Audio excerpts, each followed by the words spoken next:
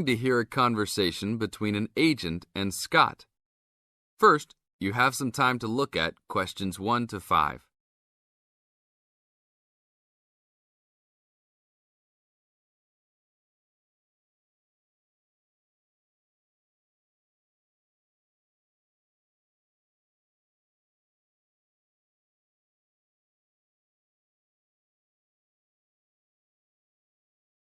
Now listen to the tape and answer the questions. Howdy, what can I do for you? I'm here to ship some things back to China. Okay, we can do that. Shipping things back, eh? Have you lived there before? Yeah, I lived there for 3 years and came back 2 years ago. Now I'm going back to start my own business. Really? Did you ship things with us last time? No, I used a Chinese shipping agency. Well, I'll just let you know that rates have changed recently. So I don't know if they'll be comparable to what you paid before. It doesn't matter to me. My company's paying for it. Aha, then it's nothing off your skin, right? Okay, I'll need your name and where you need to go to pick up the items to be shipped. My name is Scott Linder, Linder, and I live in upstate New York, Saratoga Springs. Oh, sure, I know that place. I go to the races there. Great town. What's the zip there again? 770425. And the street address is 412 West Lake Road. 770425 Westlake. Got it. And how big of a container are you going to be looking for? Well, I didn't have a container last time, and I don't think I'll need one this time. I think that I'll have about 6 cubic meters. We can get a subsection of a container then. How big is that? It's 2 meters wide and 3 meters long. 2 meters high, right? Yes, sir.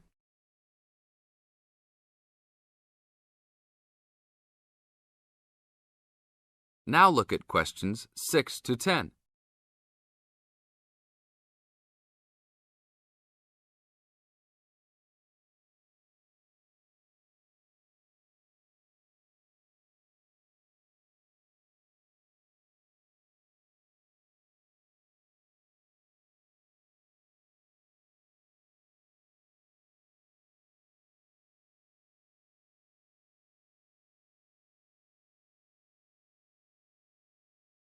As the talk continues, answer questions 6 to 10. And for customs, I need to know what sort of items will you be shipping? Mostly furniture.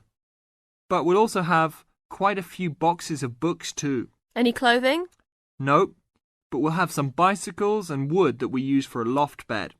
Be careful with those bicycles. I hear bicycle theft is a big problem in China. Not if you know how to secure your bikes and where to store them. Well, good luck. How valuable do you want me to list the entire shipment as being? Let's say about $3,500. Great. Now you'll also have to go over to the customs department to check with them about shipping the wood over to China.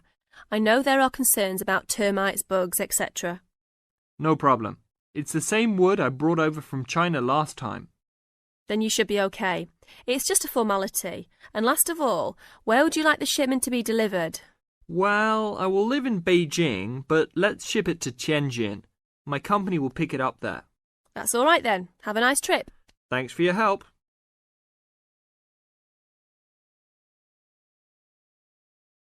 That is the end of part 1. You now have half a minute to check your answers.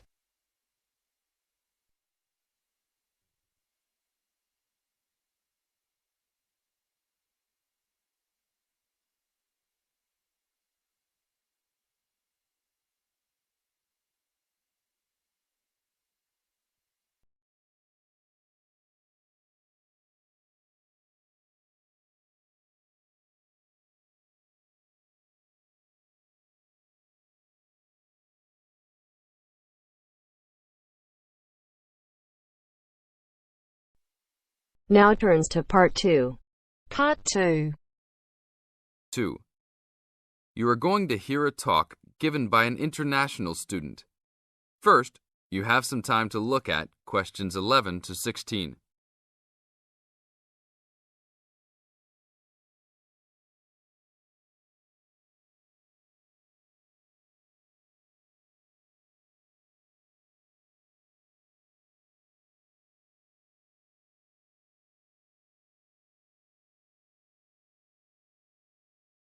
Now listen to the tape and answer the questions.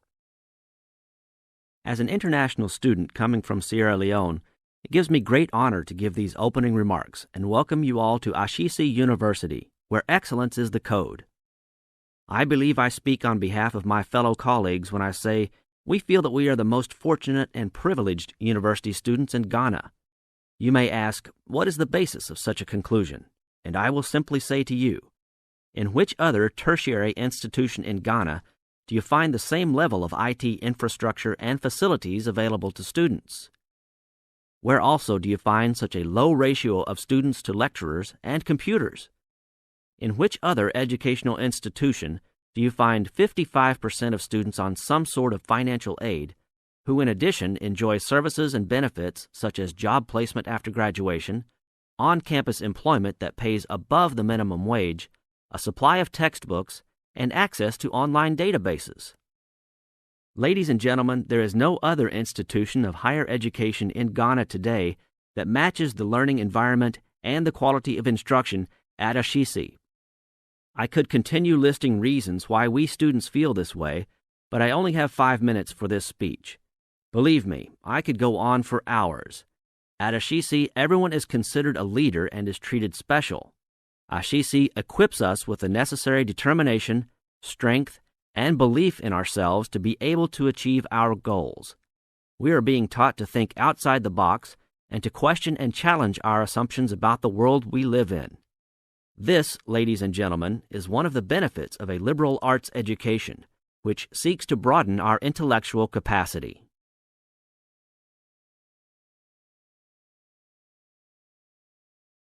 Now look at questions 17 to 20.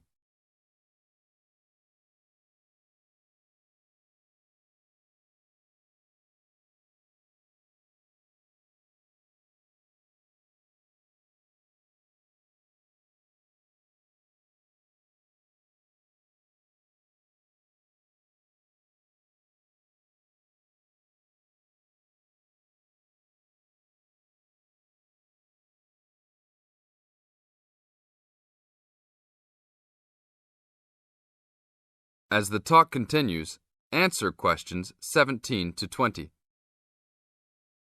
At Ashesi, we are also exposed to real-life situations and learn how to deal with them through a practical and vigorous academic program, as well as various seminars in which prominent leaders in their professions are invited as guests to interact and share their knowledge and experiences.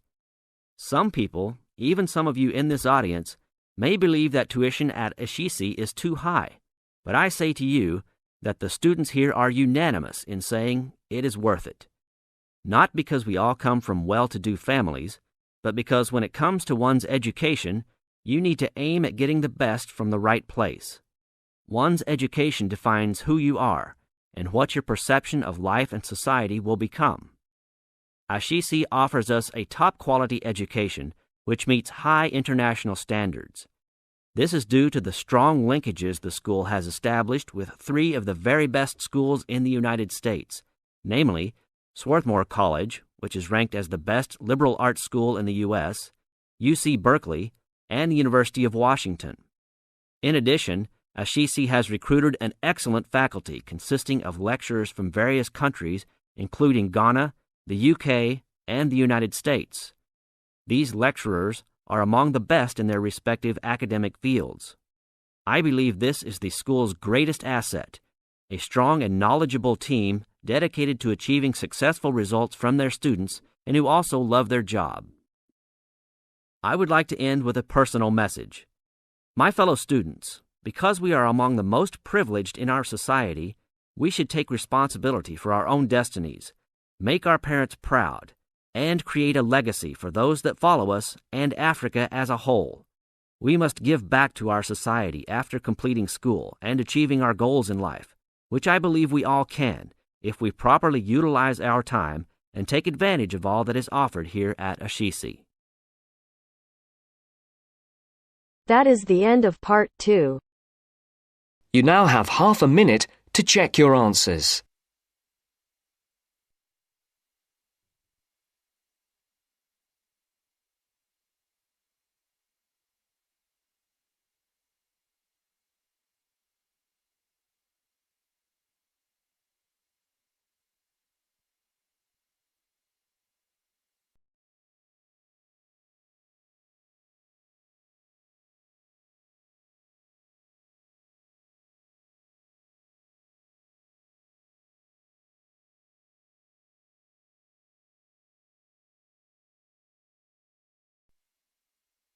Now turns to part 3. Part 3. You will hear a conversation between Helen and her tutor. First, you have some time to look at questions 21 to 25.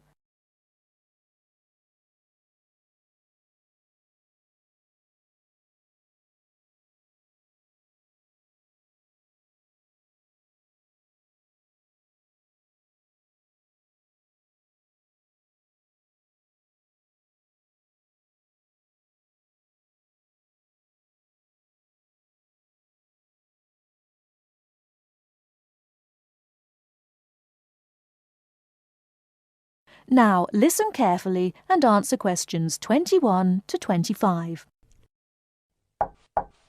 Come in. Ah, it's you, Helen. What can I do for you? Well, it's about that essay on non-verbal communication. I'd like a bit of advice, if that's all right. By all means. That's what I'm here for. How can I help you? It's about that survey you asked us to carry out about body language. Oh, yes. I asked you to investigate what sort of touching is permissible between friends of the same sex and friends of the opposite sex. That's it. And then you wanted us to go on to compare the answers we obtained from people from our own culture with the answers of people from other cultures. Well, that shouldn't be too difficult. There are students here from dozens of cultures, including Asia and the Middle East. Go and ask them. That's the problem. I'm not sure how to word the questions. Before you hear the rest of the talk, you have some time to look at questions 26 to 30.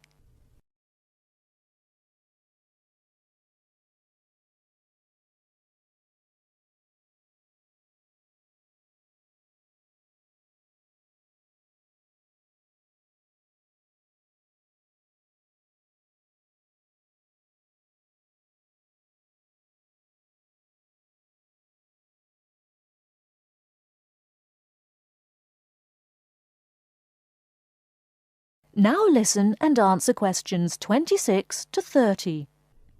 Go and ask them. That's the problem. I'm not sure how to word the questions. I think I've got far too many. People don't want to be bothered answering them all. Is that the list of questions you have with you? Let's have a look. I see. Your basic idea is fine. You've got a checklist of the parts of the body we mostly use to touch people with, and a checklist of the parts of other people's bodies that we usually touch. But you don't have to go right through the list asking a separate question about each item. You can make your questionnaire much shorter if you ask open questions. Open questions? What are they? Sometimes we call them WH questions. What, when, where. Those are examples. Oh, I see. Yes, we learned about them in grammar. I hadn't realised how useful they'd turn out to be. I could just ask one open question about each subject and tick the answers I receive. That's right. Now, let's have a look at the list of parts of the body you're going to ask about. I see. You've got the head, arm and hand, and, oh, it's over the page, the back, leg and foot. What about the shoulder and the thigh? They're important areas, and there are some others you should include too. Oh, yes, of course.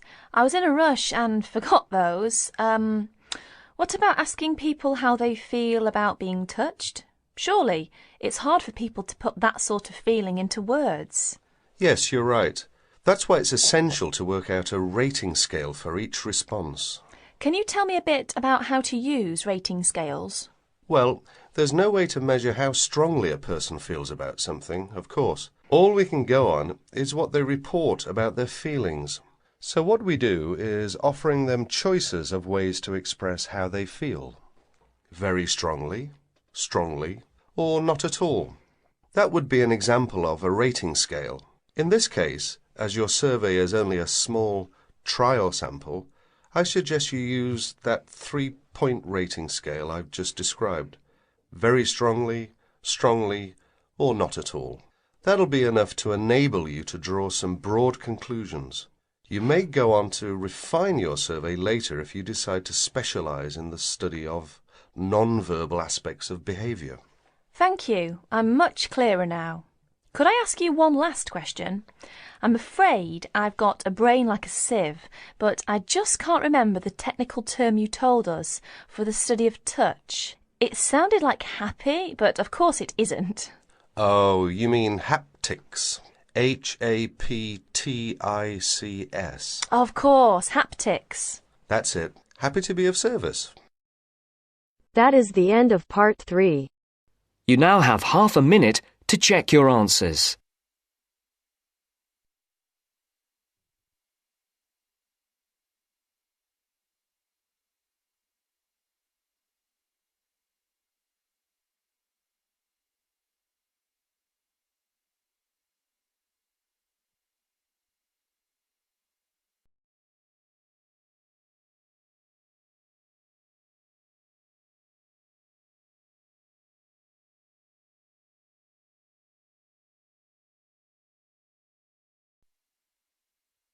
Now turns to part 4.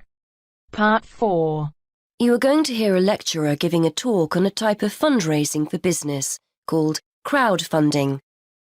First, you have some time to look at questions 31 to 40.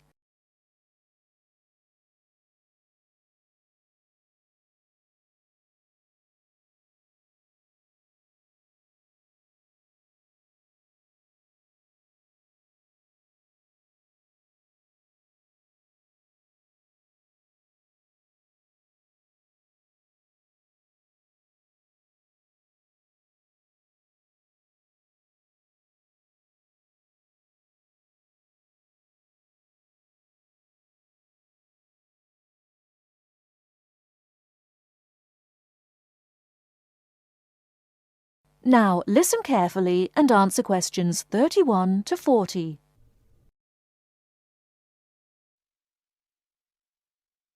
Good morning, everyone.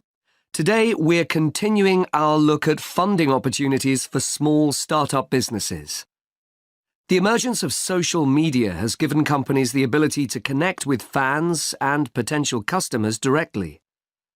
On the back of the growth in social media, a model of raising finance has emerged known as crowdfunding. This revolutionary way of raising finance began with micro-lending in the 90s. More recently, an equity-based model has emerged that allows people to invest directly in a new company. We're going to examine this in more detail later, but let's turn first to a third model, which I'll term a fan-based model.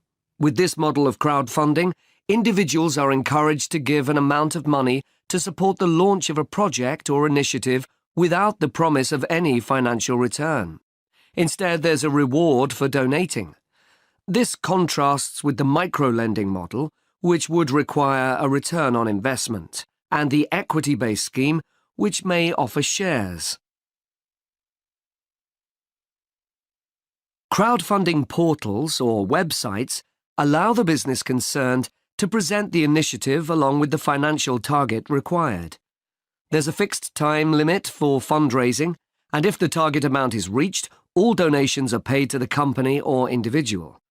Whether it's an author planning to write a new book, an independent film company looking to make a new film, or a technology company with an idea for an app, the person or company needing funding would turn to its fan base for support. This is managed through one of the many crowdfunding online portals that have emerged. Of course, a fan or supporter of a particular initiative is likely to give money anyway. But donation-based crowdfunding will often make donating even more attractive by offering a rewards-based incentive scheme. Let's take a film company, for example, that needs funding for a new film. For a small set donation, the donor might be offered a free ticket to the premiere or a DVD of the film. A larger set donation might be rewarded by the chance to attend a launch event when the film goes live. Those people who make bigger donations could even be offered the chance to meet the cast of the film, whilst the highest level donation could see the person's name mentioned in the film credits.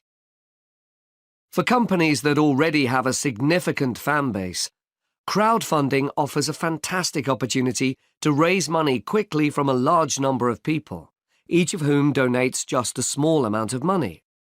Compare this to the time and effort that would be needed to sell your idea to investors or your bank manager, particularly in an age when raising finance can be difficult. The company may also have links with partner companies or organizations that run fundraising events. In this case, you can significantly increase participation by working with these organizations to promote your crowdfunding project. Another significant advantage is that you can reach out to your fan base for feedback on the project while it's being developed, thus making the final product more appealing. Crowdfunding enables you to raise awareness of the product at an early stage, thus increasing the potential for sales. With so many people behind you, it can also act as a great incentive to get the best possible product out on time and on budget. However, there are disadvantages to bear in mind. The model can be described as all or nothing. If you don't reach the monetary target required in the agreed time, all promises of donations are cancelled and no money is paid, leaving you back at square one. Should this happen, or still worse, you receive the funding but are unable to come up with the product, not only will your fans end up disappointed, but the portal will record the fact that you failed to reach your target, or that the initiative failed. Fulfilling all the pledges that you've made to people can also be very time-consuming. For example, remembering to send out copies of books or free cinema tickets can sometimes be forgotten in the excitement and frenzy of launching your product. People sometimes forget to factor in the cost of rewards when calculating profit margins. But these can be significant. And finally, if you have a small fan base, for example, you're a new company or have a small social media footprint, raising awareness of your initiative will be challenging. These drawbacks aside, donation-based crowdfunding is a wonderful opportunity for individuals or small startups to raise funds for that exciting new project whilst reaching out and connecting to the people who are most likely to support and promote your work for you. That is the end of part 4. You now have half a minute to check your answers. I know you told your friend you're not okay, and tell me what's wrong and why you never said you felt that way. And guess you're trying to stay strong and fake a smile until I look away. But I've known you too long, it hurts to watch your blue eyes fade to gray as you fade away.